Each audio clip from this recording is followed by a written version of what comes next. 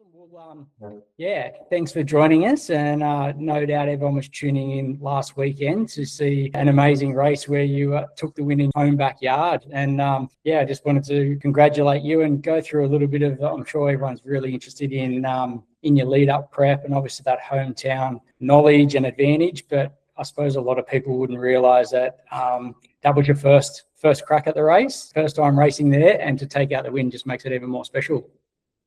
Yeah, thank you. It was a super special weekend. I had a really good sleep last night, and this morning I finally felt pretty normal again. Yeah, first time actually running in the event. Yeah, the last few years been crewing and got to be on the e-bike and things, but this year it was really fun to be on the trails and experience from that aspect. And yeah, it was beautiful. There was so much support out there. Do you think that helped you with your race day experience, just doing that crewing and seeing what others have gone through in the lead up before? Do you think that was a major part? Yeah, definitely. I think I had the knowledge that a lot of people in the 100 often get to Katoomba Aquatic Centre at 56 kilometres and in all sorts, and really a lot of people pull out there. Can just look like they've already run their race by that point. And, the first 56 is quicker, more fast flowing trails than the back half. So, if your body is under the weather there already, it's not a good equation for kind of taking on the tougher back half of the course. So that bit for sure. And then also just getting to crew and see the different parts of how long it will take to see your crew and things like that, and how they were fueling and things like that too. It was really valuable. Yeah, it seemed like the live coverage was great this year, and you talk about those checkpoints and we were following along live on race day. And I suppose a lot of people don't realise the importance of a really good crew, the right nutrition at the right time, and obviously pacing as well. It's very easy to get caught up in the race. I've seen a couple of times that if the tracker was right, you're actually in second and you're a little bit behind, but obviously you're pacing very well and use those strategies and your crew to your advantage. Yeah. There was a few times where, for instance, the early stages, I think it was about at the 46K mark, I opted to have another crew stop where it was only a short loop. Maybe it took 40 minutes. Yeah, saw my crew and refueled and everything, and did lose the lead for a bit, but just being able to stock up with everything, have a little moment to pause and then re-go again, I think was really important. And I think it's a valuable lesson for anyone out there who's doing their first or even just doing them for fun, is that, instead of blowing through these aid stations and getting caught up in the race, it is so important, nutrition these days, and just pacing and how you do it. And it just showed on the weekend that you timed it to perfection. Yeah, it was, I think in terms of fueling throughout the race and hydration, it was the first time where I felt like I'd been able to fuel really strong the whole effort for just over 9 hours, and how it helped mentally and physically was awesome. Just to think, even just staying calm mentally and being able to focus on the trails and where your foot's landing without feeling really fatigued was a big bonus.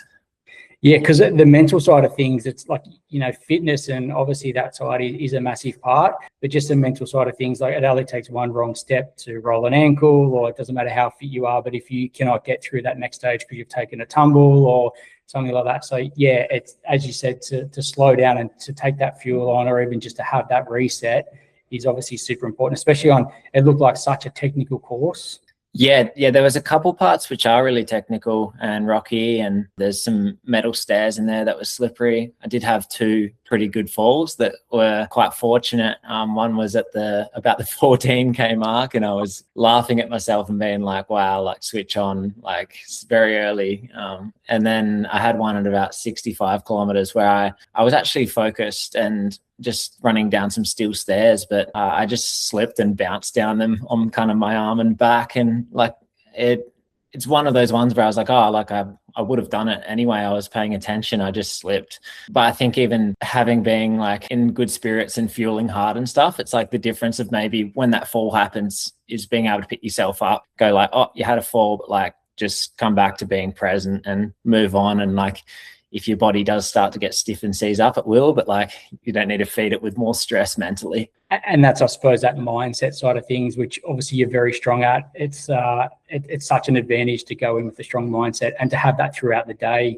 And was there parts though where you did have a lull and you were thinking that, am I going to lose the lead, or you slowed? Or you seemed on the tracker and from the outside looking in to be strong all day? Yeah, I felt strong. I felt really steady all day, like a strong effort that didn't feel over the top, but it felt sustainable. There was definitely points where I felt like I was hurting. The last descent into the valley, I guess it's probably coming at like that 85 to 90K mark. My crew didn't tell me how far Quinn Guido was behind me the whole day. So I actually just didn't have any stress about where he was. My mindset was more like, if you can keep running each kilometer the best you can in the way that feels right with how you're feeling, it's going to be really hard for someone to catch up if you're moving well. And so I ran down that descent and my quads were hurting quite a bit. And it was just hard to find like good flow by then. And then, there's a massive climb. I think with all the climbs, it's like 800 meters of vertical climbing to the finish line.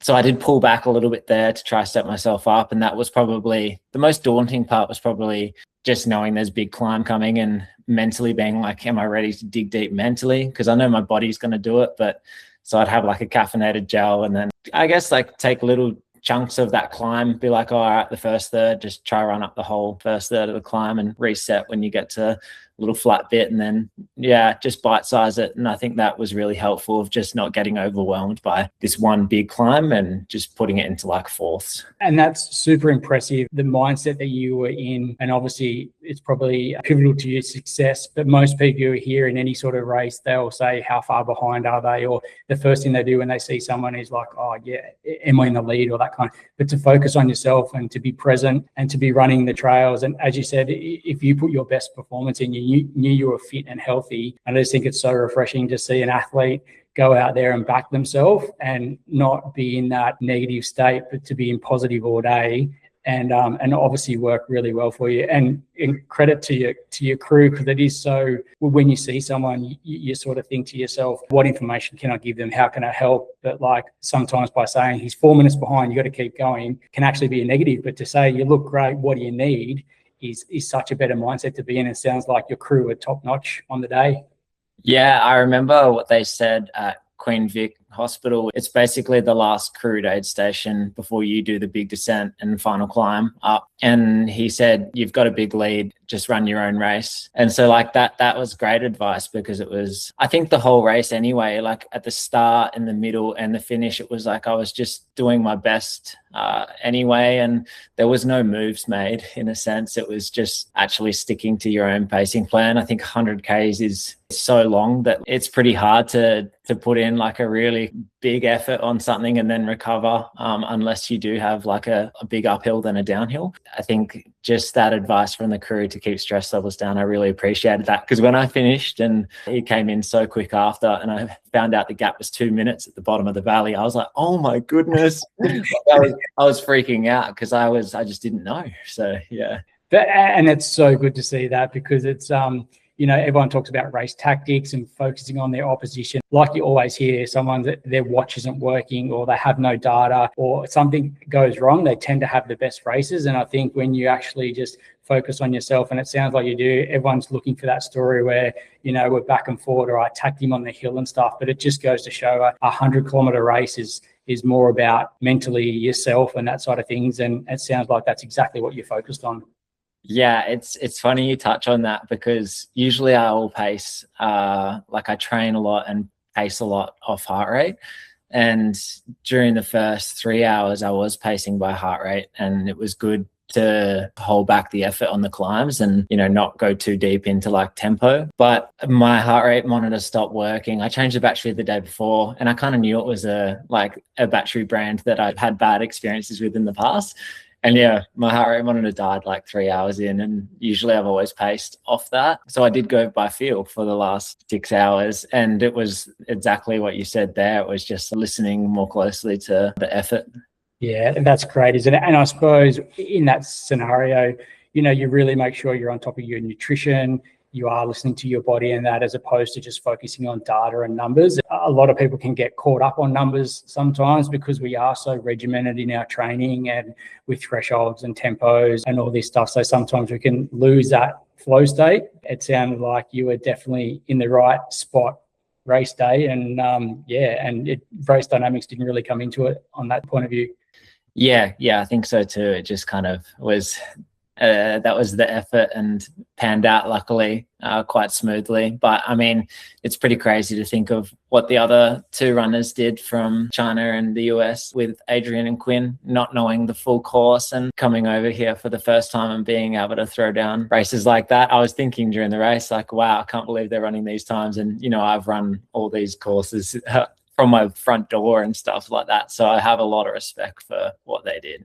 And so course advantage obviously comes into it, and it's great you had that, but it just goes to show that the level of competition too with these guys from China and America, it wasn't as if it's a local race. It actually does attract international athletes, and obviously even the women's race was run by an international woman as well, which is great to see. So obviously trail running here in Australia is really ramping up. It's great to see, obviously a sellout event and just a live coverage and all that sort of things. It seems to be growing year in, year out. Yeah, it's so exciting. I think it's awesome for the sport here to have like a World Series, like a UTMB world major here, and it does attract the international people like that, and it's cool because it just lifts the level of everyone, but also shows that, you know, there are great Australian athletes out here that maybe wouldn't get the chance to really push themselves against international athletes without having to travel all the way overseas. It's really cool. And yeah, I think the top 10 in like our race in particular is just so much faster than ever, and I can imagine in years to come those times will just keep coming down and down and down, and I think it's great for everyone.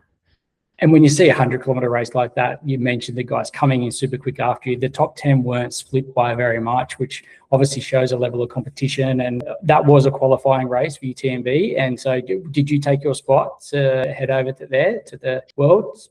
So yeah, it'll be, I think it's usually for the following year. It would be for Triple C, which is the 100K with 6,000 meters of climbing. And I'm super excited at that. Like I really want to focus on the 100-kilometer and shorter distance at the moment. I'd be pumped to go next year and have a good crack there. And it's inspiring too, because even say like Quinn, who was second on the weekend, he's someone who I look up to and has come top 10 at Triple C before. And that's the biggest stage in our sport. And seeing him move on the trails and stuff, I look at him running and I'm like, wow, like I've got some work to do on my ability to move smoothly and run, because I can move so well. So yeah, plenty to look forward to.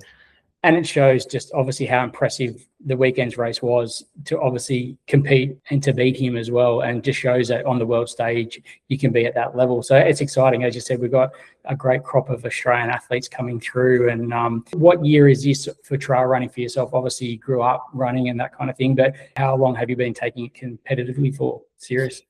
Yeah, I think the first race I ever did was in June of 2022. So I actually started running again during COVID, and it was the first time I've actually consistently run before. And about 6 months into that, got introduced to trail running by a good mate of mine back home in Western Australia. And then, yeah, I guess like it all kind of had a natural flow-on effect. I got asked to go to Madeira for a trail race with a friend, and since then that race inspired me to move to the Blue Mountains and keep running. And so yeah, it's been maybe like 6 years of running, but in terms of trail running and picking some races, maybe 4. But it's interesting too, in the back end of last year and over summer, like it kind of felt like for the first time that I was actually properly learning to run for the first time. And it felt like a fresh sport again, because I turned to working on some flatter running again, and it just felt really fun and new and learning all these new things. So I think, yeah, in my brain, I was chatting to my coach the other day. It's like, I'm really excited for like when I'm in my mid-30s and, you know, where things are there. It's just, there's so much growing and learning still. Exactly. And like when you look at it from that point of view, people would often sometimes think that you've been doing this since a kid and you're racing guys that live in the mountains forever. So, you know, to have that success so early is really exciting. And as we tend to find out, you tend to get better with endurance as you get older as well. So like obviously some best years ahead. So it's exciting that you've had this success so early. Yeah, feel very lucky. And I know like there's a long way to go, but in an exciting way. Like even I watched like one of our shorter distance trail races that streamed on the weekend called Zagama. And, you know, the guy who won there, it's a technical trail race, but they said he could run a sub 28 10K. And then you look at the people who win now, like the men's for the 100 miler at UTMB and stuff, and most of them will have a sub 30 10K. It's really cool just seeing the versatility, and these are steep mountain races where they're hiking and stuff, but you have to be able to do all those things too. So it's fun to chop and change and go work on hiking, work on flat running and all these different things. So keeps it fun and fresh. It keeps it interesting, doesn't it? Like, it's, you know, to see the aerobic capacity of you guys, it's like people sometimes think as endurance sports and they go like, you're only in zone 2 and you don't really do this, but to see track workouts and some of the sessions that you guys do is really admirable. And I suppose a lot of people look up to it. Even as people get older, you can still be competitive in this sport by mixing up the training and getting into something like trail, which probably leads to your recovery side of things. So obviously the miles that you do and the sessions that you do, yeah, what's your recovery protocol look like? And do you need to take it super serious to keep yourself on the track? Yeah, I generally go quite conservative with my recovery. So, for example, it's Thursday now and we did race on Saturday, but I haven't actually done anything. Like, I've just had all rest days so far. I would usually transition back into some cycling. Like, I would be from today onwards, I'll probably get on the bike, but I won't run for maybe until next week. And then in terms of recovery process, it's like, yes, still taking the recovery supplements that I enjoy, which are like Currens and Modex, and making sure I'm eating heaps. Like, the amount of food that's been going down has been ridiculous, and then still feeling tired and sleepy, and then being shocked at how much I'm eating still. So also the hydration and thing. But I think it always takes longer than I expect for 100 Ks or 100 miles. For me personally, I find I don't feel completely myself, or my ability to adapt from training doesn't come back for probably about 4 weeks. Like, I'll move into like a easier couple weeks of training before really doing anything crazy. Like, I'll still have sessions and stuff. There won't be heaps of intensity in terms of how much time. It's really important to do that, because I think you get this massive boost of fitness from this like really big effort, and you don't want to get back into things too quick and get an injury or not absorb what you've just done. And that, I think, is so super important and great advice. There's probably, as athletes, we tend to get back into things too quickly. We're so used to moving the body every day that we sometimes we can't sit still with that sort of things. But as you said, we get a massive absorption from this if you do absorb it properly. And the boost of fitness, people would normally sit there and think, oh, 4 or 5 days of nothing, I'm going to lose all that. But you actually, the more you absorb it, the more you gain from it. And obviously you'll benefit from that in future races and stuff. So I think it's sound advice that as a professional runner and an elite runner, I suppose there's a lot of age groupers and just recreational runners out there that could take a lot from that, because we are sometimes too quick to get back into it. And even with sickness and things like that, to push through it as opposed to letting the body recover. And with the products out there these days, it's amazing what you can actually help aid your system. And it's so good to hear that you still do that. You're thinking about the recovery, even though it is post-race and such a successful one as well. Yeah, and I think even like it's really cool to take that break, because in terms of like a longevity thing, mindset wise, it's like you do have that break, and when you do get back into things, you enjoy being outside, you enjoy moving, and you've had a big break off it and it feels fresh, and you're looking forward to it again. And then when training ramps up, it's like you have had that little break where you did get to reset mentally. And I think that's just as important, is like looking after your brain as well in these periods. Exactly. And I think, there's probably no better person to say that, on a Tuesday, there's no way known you would have enjoyed going for a run. So why push your body, a few days after when you don't need to? It is so true. It's to keep that mental side of things balanced. And we do put a lot of hours into the track and that kind of thing, and on your feet. So you want to be mentally as fresh as physically. Yeah, definitely. I feel like I couldn't walk down a set of stairs with enjoyment, let alone go for a run.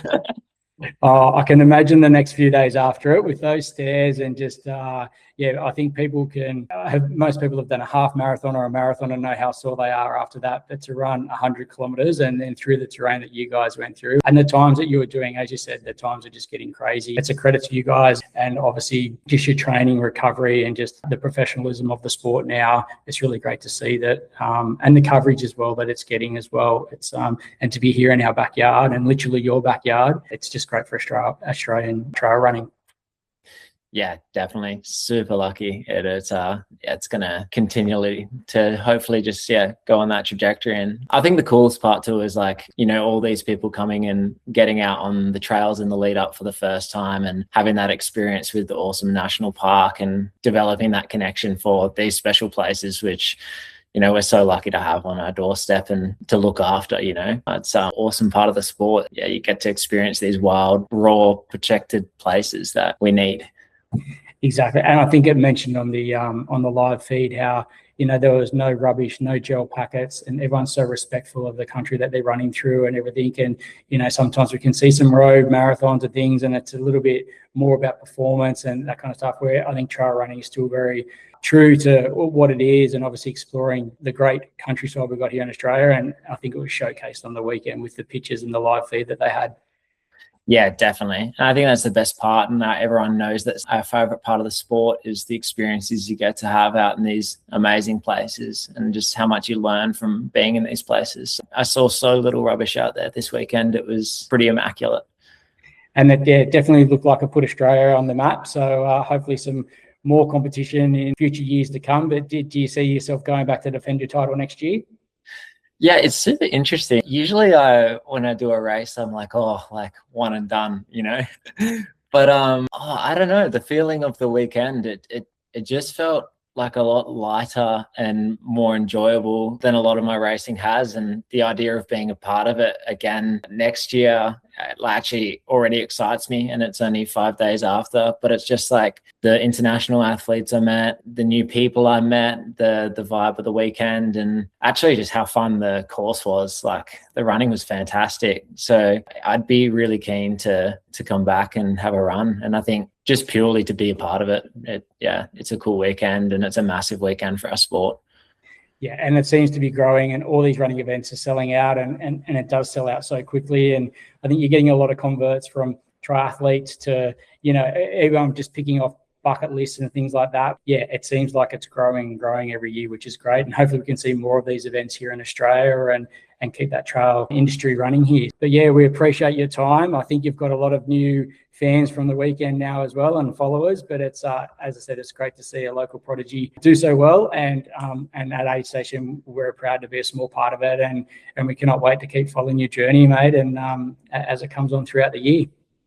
Yeah, no, I'm so grateful for all the support from the Aid Station team from the last 2 years. Probably the first proper support I've had for my journey, and it's been invaluable in being able to get out and train and keep doing it in a sustainable way. So thank you, and thanks to everyone who showed love and support over the weekend. It was just so special, and I wish I could give everyone a hug back.